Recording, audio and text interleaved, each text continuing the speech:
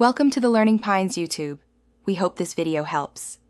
You start by building a stable foundation.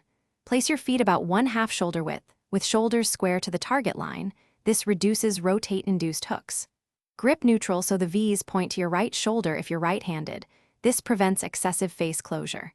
Position the ball just inside your left heel so the club meets the ball on an upward arc. Once done, check alignment with a club on the ground to confirm the face and feet are parallel. Now focus on the swing path and timing. You initiate with a hip rotation, not an arm cast, which naturally promotes an inside-to-out path. This helps a square face at impact and reduces slices.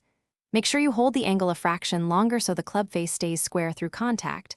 Early release opens the face. Keep a controlled tempo. Count 1-2 on the backswing and 1 on the downswing. This steadies your rhythm. If you rush, the face will close or open unpredictably.